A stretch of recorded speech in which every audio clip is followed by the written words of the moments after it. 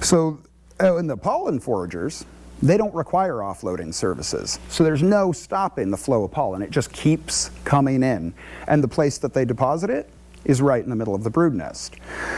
So this brood nest is rapidly getting filled up with resources. And now the nurses and cleaners, their efforts are frustrated because they have no brood space to work anymore. And soon the entire colony has grown idle and discontent. All right, well, this growing malaise, it doesn't go unnoticed for long. And from amongst the ranks of the house bees emerge a subset of bees known as the swarm organizers. And they most likely originate from the queen's attendants and the messenger bees, whose job it is to patrol the hive, distributing the queen's mandibular pheromone, and also passing other information between the various departments. So anyway, these swarm organizers, they hold their tribunals or whatever, and they decide that yes, they're going to initiate a swarm. So now I'm sure a lot that we're unaware of has already happened at this point, but we're going to pick this up at about 3 weeks before the swarm emits. So, at this time, the swarm organizers will begin to overfeed their queen and subject her to what's known as the vibration signal, which is where they grab onto her and just violently shake for a second or so before releasing. And they'll repeat this periodically throughout the day. And what this does is this stimulates the queen into a state of overdrive. She begins laying eggs just double time, filling the whole place up. And the purpose of that is to produce a large generation of bees that will emerge soon after the swarm has departed, and also a fresh generation of nurse bees to care for their new queen. But if you happen to be in the hive at this time, you'll probably see the crowded population and the intrusion of resources into the brood nest. You'll see an excessive number of queen cups being erected. And you might even see multiple eggs in the bottom of some cells. Now this isn't a laying worker. This is just that the queen is in overdrive and she's already filled every cell, and so now she's doubling up, tripling up, just putting those eggs in there. She has to put them somewhere.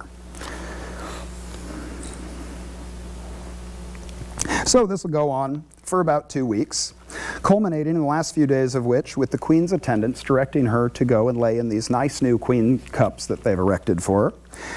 And after that point, they will, their behavior toward her will change. They'll discontinue the vibration signal, and they'll begin withholding food and chasing her away from any cell that she attempts to lay in.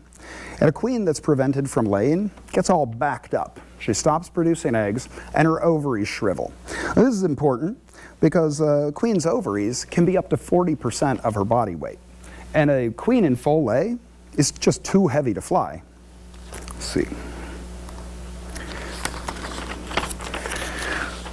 So, they'll then spend about a week rehabbing their queen into flight condition.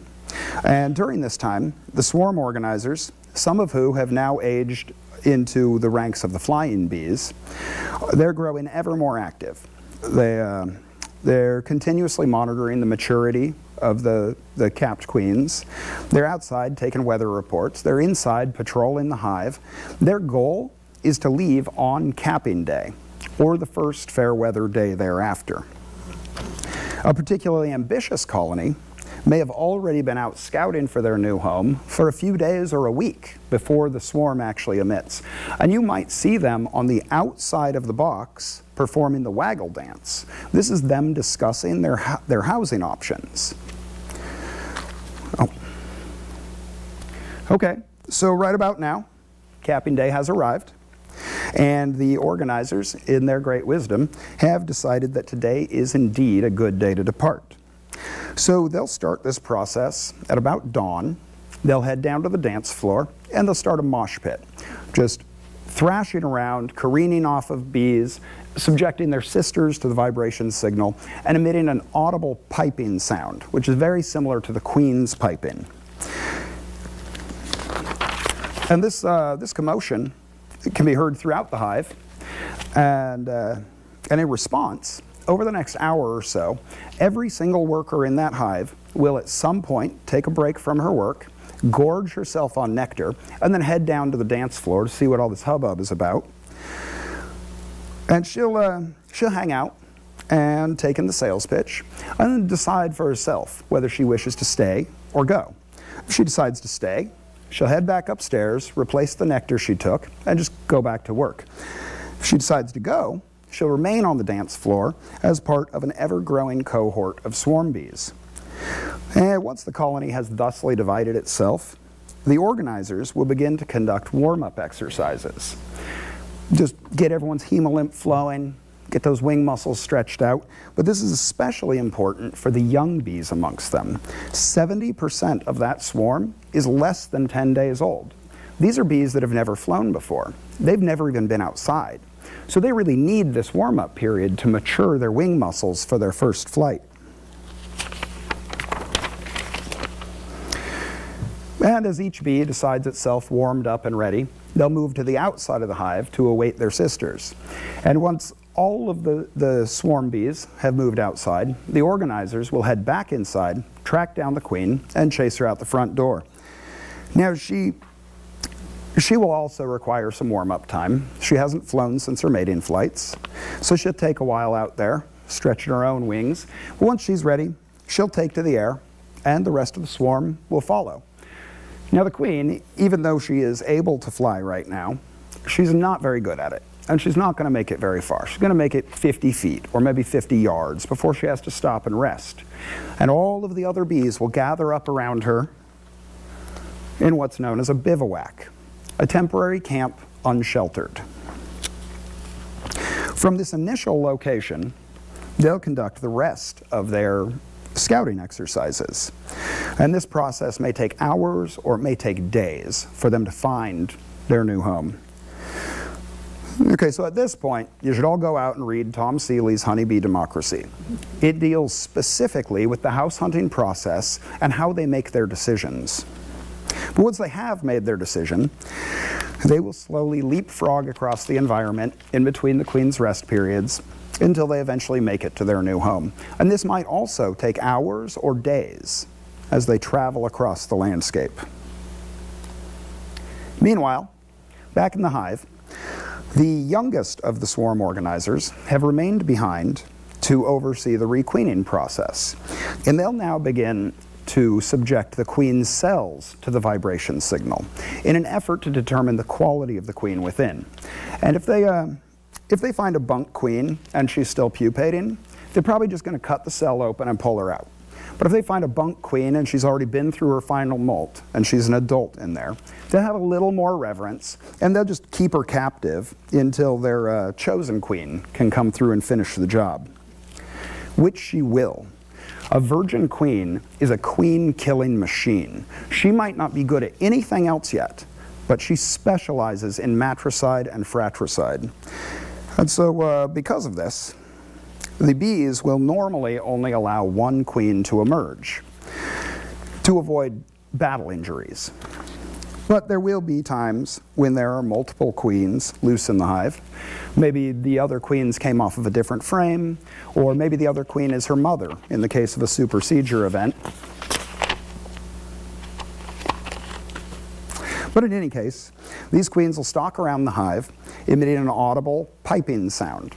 And this is the most adorable war cry you've ever heard. If you haven't heard this, you've got to look it up. It is the cutest call to death you've ever seen. And I mean, hopefully, but also hopefully not, you'll all get to see it in person sometime in your own hives. You'll know when it's happening. You'll hear it even with the box shut. You'll hear meep, meep, meep, meep, meep. That's them calling each other to battle. Okay, now if these responses are coming from capped queens who are still being held captive in their cells, the workers will help guide their chosen queen to those cells where they'll cut a hole in the side, allowing her to insert her abdomen and sting her sister to death. And once she's done all this, she's killed the roaming queens, she's killed the capped queens, she's eliminated all of her competition. She'll now spend the next week or so maturing for her mating flights. Once she has, she'll spend the next 3 or 7 days going out on her mating flights.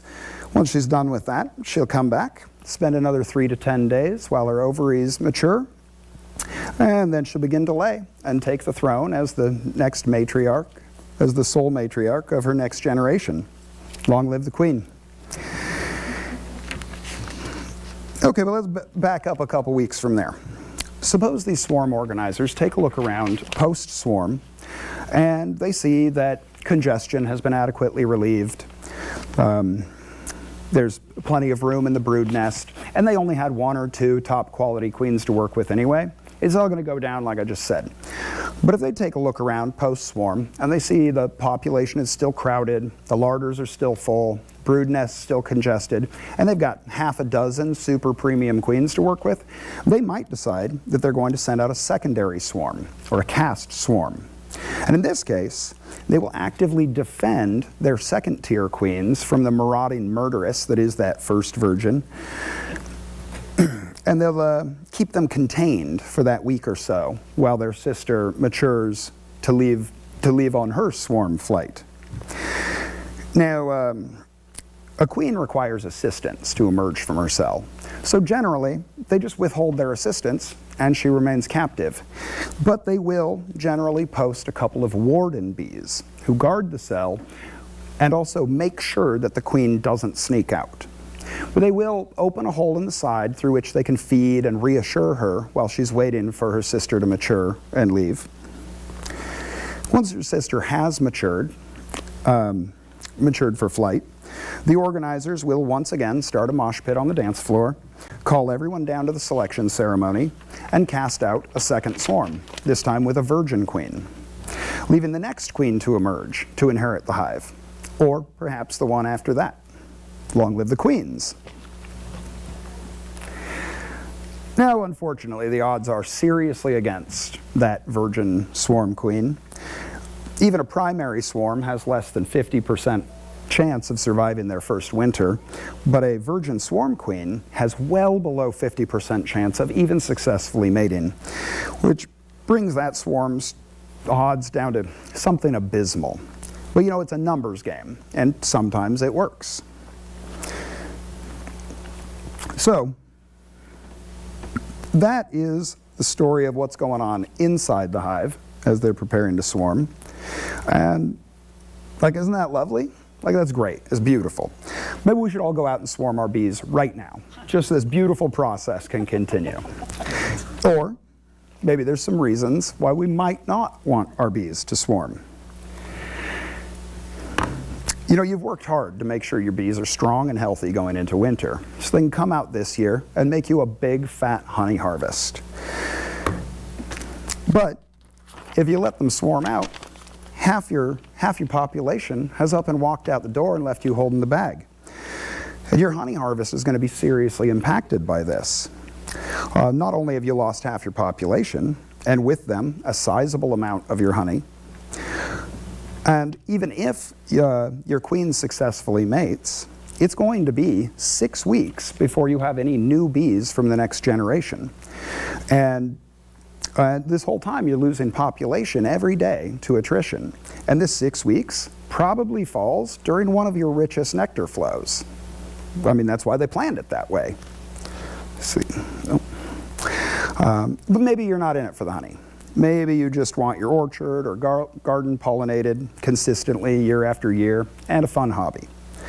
Well, as I just alluded to, every requeening is a gamble, and it's best done under your supervision where you can protect against failure and you can retain all of those bees that would have been lost to the swarm.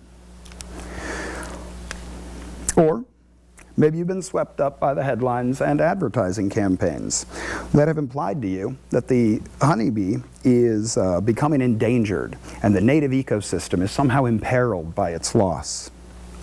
Well, so maybe you're keeping bees for the environment. So let me talk a little about our bees' relationship to our local environment, the human ecosystem and the native ecosystem. First, let me dispel your fears. Honeybee is not an endangered species, and the native ecosystem is not going to collapse in its absence. These are a keystone agricultural species. They're essential to human survival, and without them, we will starve and die. And that being the case, we will go to great lengths to protect our investment and our food supply. So even as pressures mount against the bees and the management becomes more complicated on our end, we'll continue to adapt our management strategies to counter these new threats as they come up. But you know, they are not at risk of dying out. We're just not going to let that happen. Now, we've all seen the scary headlines this year. Commercial pollinators lost up to 62% of their bees just this last winter. Like, that's pretty scary. And it's a little too early to know the statistics on backyard beekeepers, but it's probably going to fall somewhere between 30 and 50%, which is a little high, but not crazy high. Now, keep in mind, colony losses do not necessarily equate to population losses. Say, as a backyard beekeeper, it sucks if one of your hives die, but you're just going to put some new bees in that box and you're going to end the year with the same number you started with. You'll just replace it. So you might have suffered a colony loss, but you've suffered no population loss in that scenario. Now, it is a bit more complicated when you're trying to replace bees at large scale, and it may take a while. And so we're not really going to know the impact on the overall population until later this year, or maybe even next year. You know, even though there has been a slight population decline over the last 4 decades or so, the population numbers have remained fairly consistent because for the most part, every year, we just make as many bees as we need to replace the losses from last year.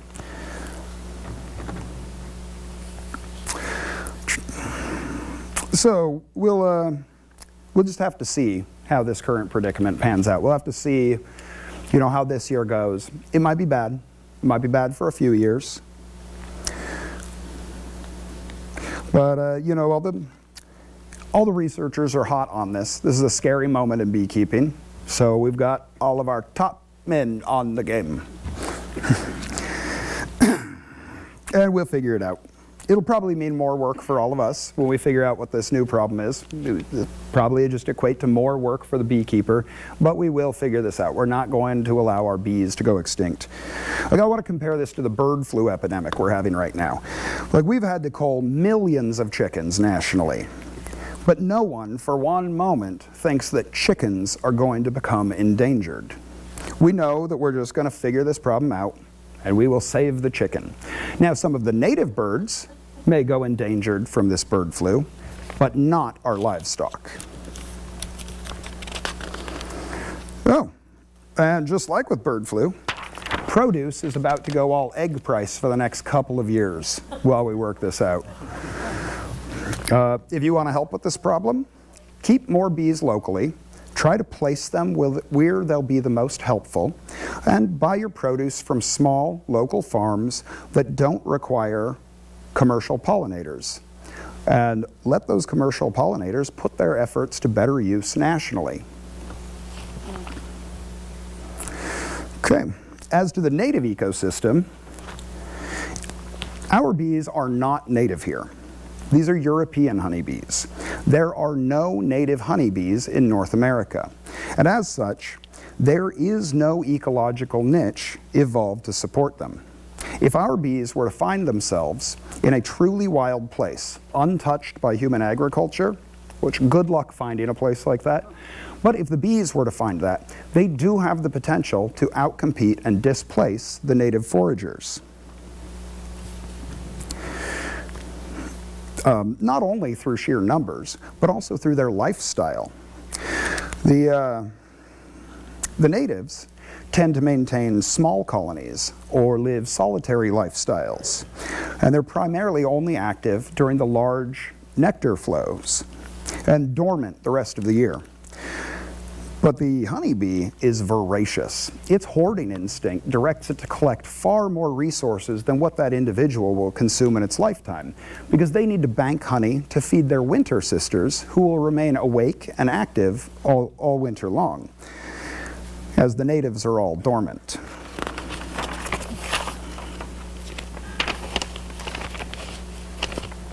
Additionally, there is a growing body of evidence that is showing us that many of the native pollinators are vulnerable to our honeybees' diseases. We've been finding tracheal mites in a variety of native pollinator species for the last 20 years. And it's become fairly common to see varroa mites hitchhiking on all species of pollinators. And even though they can't reproduce in those other species, they can spread their viruses with a single bite.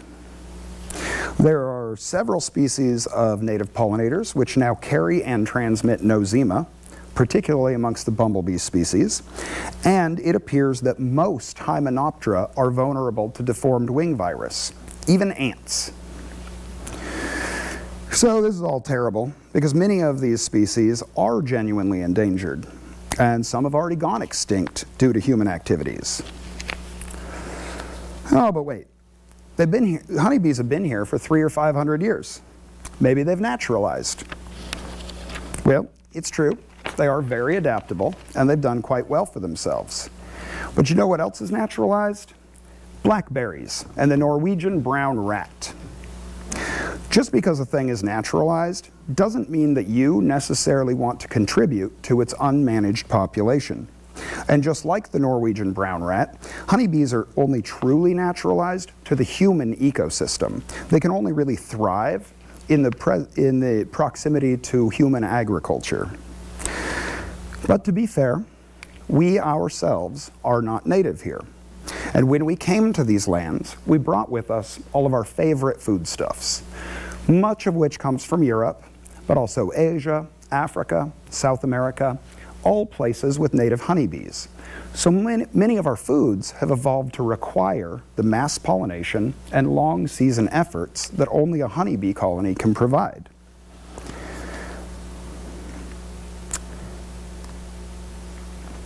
Now, I've already said honeybees are critical for human survival, and because of this, we love them, and we care for them, and we propagate them. And they're great when they're kept in an agricultural context, whether that's pollinating the fields or pollinating your flower garden.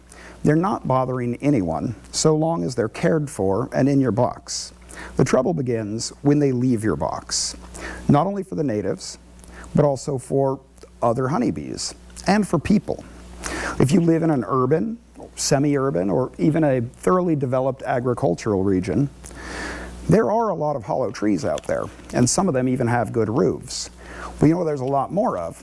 It's hollow walls, chimneys, unused RVs, garden sheds. So your bees, they're not going to end up in a Winnie the Pooh tree. They're going to end up in your neighbor's wall. And you know, I love cutting bees out of people's walls. It is the most fun you can have with your pants on. But it is not so much fun for the homeowners. They can't go outside without getting stung. They have honey soaking through their drywall. They've got an ant infestation.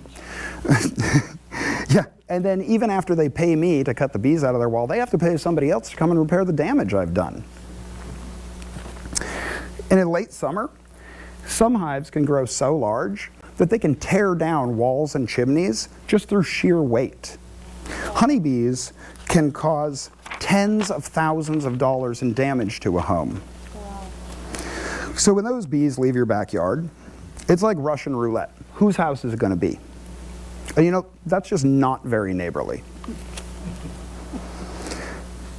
But even if they do find a tree somewhere in town, it's not going to be in a good spot. We tend to plant our trees where the people chill at. So it's going to be next to the sidewalk, or it's going to be in a park, or a schoolyard, or a playground, or it's going to be in someone's backyard whose children are allergic to bees. It's not going to be in a good location. So it is irresponsible and reckless to casually allow your bees to swarm out in populated areas. These animals are destructive, invasive, and dangerous when unmanaged in urban settings. In addition to not being native here, these bees aren't even wild. These are domesticated livestock. We have been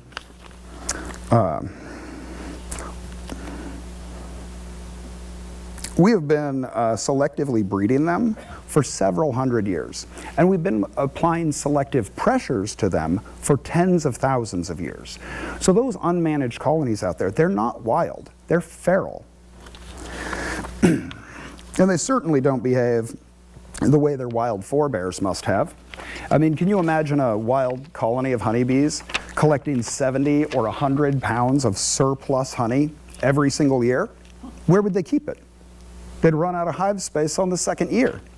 But we have bred them for an overactive hoarding instinct. And we've bred them for large colony size and for early spring buildup. And we've heavily selected for docile behavior.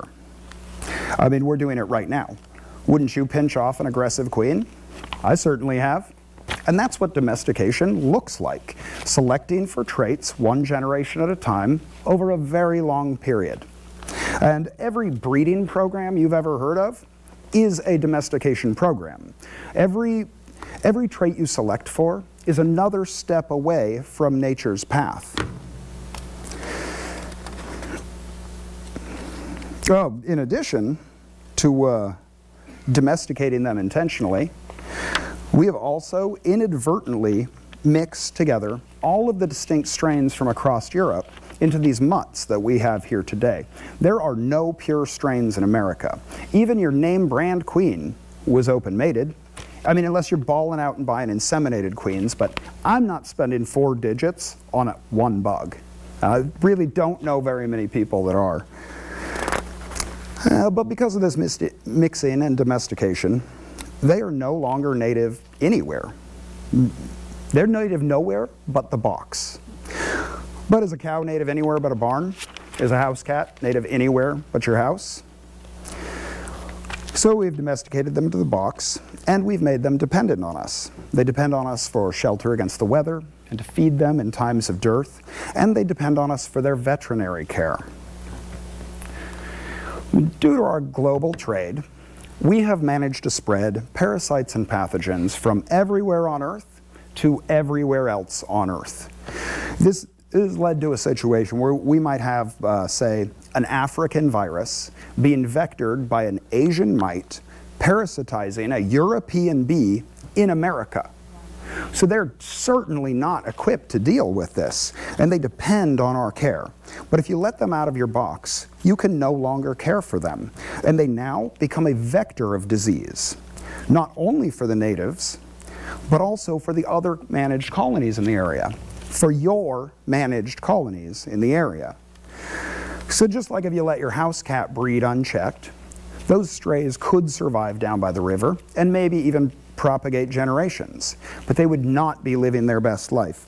They're going to be living short lives full of suffering and disease and hunger, and you certainly wouldn't want your cats playing with them for fear of it spreading. So when your bees rob out that dying colony in an old cooler behind your neighbor's shed, they bring back with them not only what resources they could manage to steal, but also the entire remaining mite load, packed with viruses and dusted with every fungal and bacterial spore that was present in that hive. Now you wonder, where'd all these mites come from? Why is my brood so sick? Well, it's the swarm you let go last summer come back to haunt you. So what if we don't treat for their diseases? Won't they develop natural immunity? Well, I'm pretty sure they will, given enough time. But most of the diseases that plague us today have only been in the US for the last 50 or 75 years. And honeybees normally only exchange genetic information once or maybe twice a year. So that means that in the entire time that Varroa mite has been in the US, there have only been 50 or 100 honeybee generations. And that is not enough time for natural evolution. That's not even enough time for human-directed evolution. So for the next couple hundred years, they are going to depend on us for their care. And a colony with no keeper can't be cared for. So now I'm sure I've got you all convinced. You know, my diatribe, I'm sure, has swayed you all. We're all on board. We're going to do everything we can to prevent our bees from swarming. So what are we going to do? Well, unfortunately, no matter what you do, you're going to lose a swarm here and there. It doesn't mean you're a bad person. You're not the only person that lost a swarm that week, but it does mean you dropped the ball and you should probably try harder. But no matter how hard you try, you're still going to lose a swarm here and there. Maybe you couldn't show up till Sunday. Maybe you just didn't notice those queen cells. Whatever's happening, you're going to lose a swarm occasionally. So what are we going to do? Well, last time I gave this talk, right about this point, everyone's eyes glazed over. So I am just going to gloss over a lot of this, the rest of this here. You can all consider it homework. You gotta go look this stuff up on your own. And if you want to know more about it, hit me up in the questions segment and we can dig a little deeper into these things. So your swarm prevention is going to start first thing in the spring. On your very first inspection, you're going to evaluate your colony's strengths and you might consider equalizing them. This will slow their roll and put them all on the same growth curve, which should streamline your management going forward. Or at least they'll all be swarming on the same day. You'll also begin your 7-day inspections. Why 7-day inspections? Because a queen cell is capped on day 8. So if you're there on day 7, she shouldn't be capped yet, and the swarm will hopefully still be there, and you can hopefully do something about it. You'll need to stay ahead of their space requirements by adding boxes and moving frames. The queen can lay between 1,000 and 2,000 eggs every single day. A medium frame has 4,300 cells on it. So your queen can fill that in as little as 2 to 3 days, or a deep frame in as little as 3 to 4 days. And your queen should always have at least 3 or 4 days of available laying space so that they're not feeling congested, so they're not seeing the end coming. So here's some expanding the brood nest. Like I said, I'm glossing over this part. Hit me up in the questions if you want to know more about that. But so they're growing fast, they're getting ahead of you. Maybe the stack is just growing too tall too fast. You're probably going to want to split them. Splitting your hives is absolutely the most effective way to stave off swarming. Though it will lead to an increase in hive numbers, but that can be temporary. Maybe you split them in the spring, then pinch off your old queen and recombine them later in the summer, get your numbers back where you want them. Now, there is 1,000 methods of doing a split, and there's 1,000 teachers to tell you how to do it. So you all, remember this is homework, you're not going to have any trouble finding plenty of instruction on any method you'd like to split your bees. So you're saying an artificial swarm? No, I'm talking, an artificial swarm is something, okay, we'll get to that. Hit me up in the questions segment. No, I'm talking about splitting preemptively to prevent them from ever thinking about swarming. And yeah, like I said, this is homework. Look it up, guys. There's a lot out there. So if you've done all this and they're still getting ahead of you though, congratulations, you have a very productive colony. But when you open your hive and you see 12 or 20 capped queen cells in there, it's not going to feel so congratulatory, and you need to act fast. So this is when you might find yourself needing to do something like a Pagden split or some similar form of artificial swarm. And again, you will have no trouble finding more instructions on this than you care to read. So I'm not going to fill you in on it right now. Homework.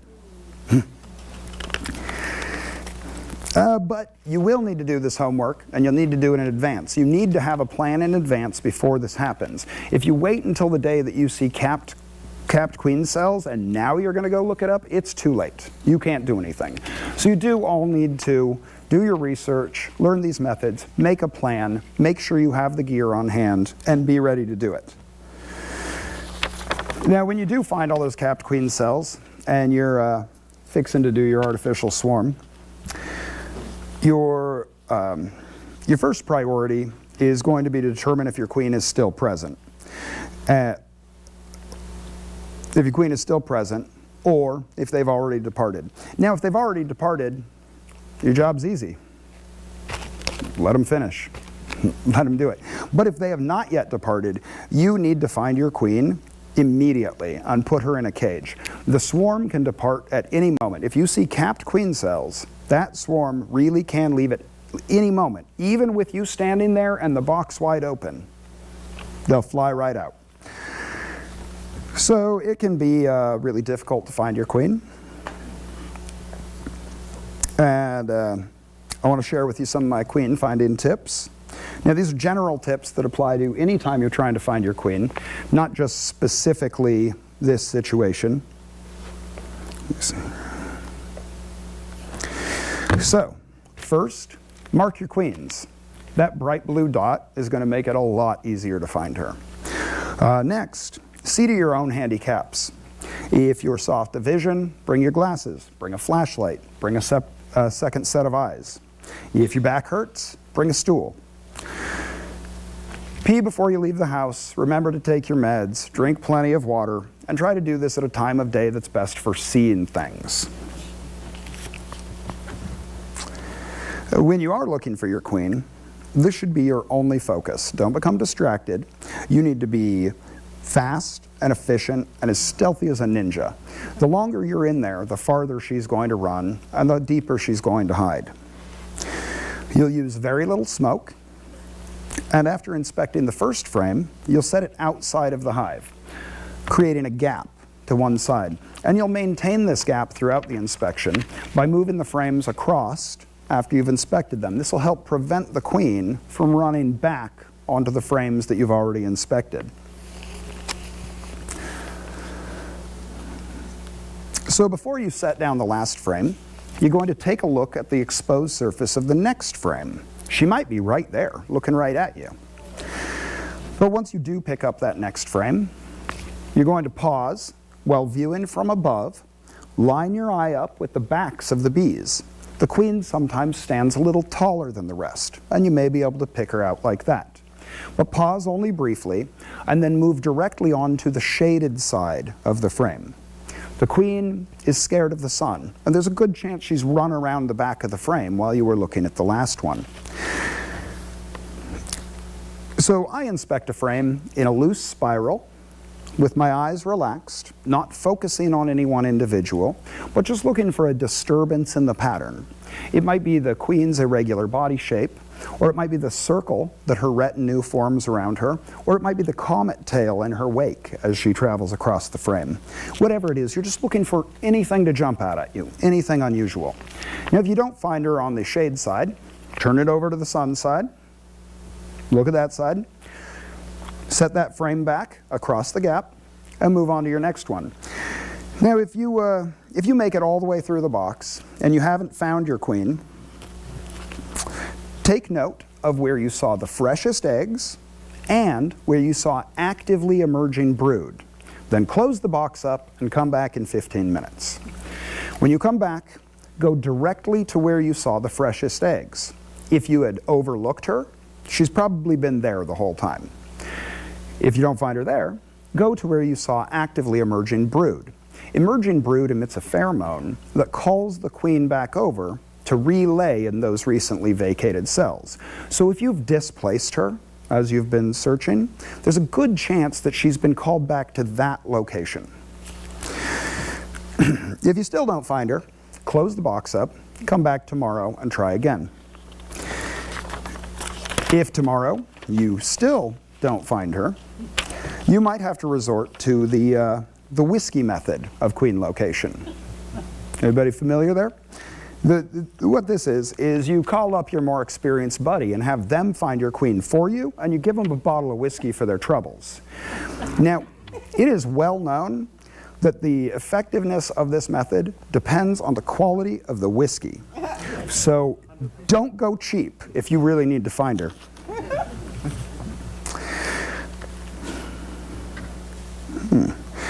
All right, let's see. Well, now you all know how to find your queen, and I've assigned you some homework. So I'm going to wrap up this part, and we're going to move on to questions, and I hope you have some questions for me.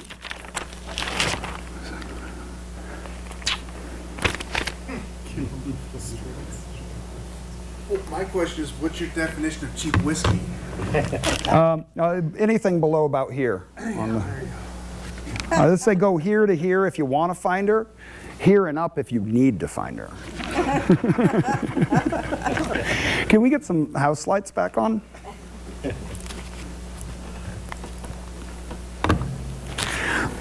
All right, guys. Somebody's got questions. What you got? Will you come find a queen for a bottle of whiskey? Here and above, for sure. Top shelf's a guarantee. What's that? Oh, yeah. Yeah, top shelf. I'll find her. All right, anybody else? Nothing. Okay, what do you got? Clean clips. Yes.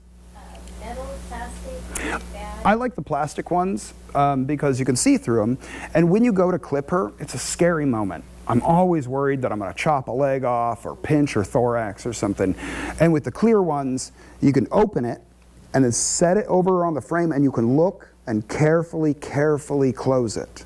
The metal ones, I've only used them once, and for this exact reason. I couldn't see what I was doing. I was so afraid that I'm going to hurt my queen. But yeah, I go with the plastic ones. They're also cheap, so you can have half a dozen of them in your kit, you know. Anything? We good? All right. Well, if we're good, then we're good.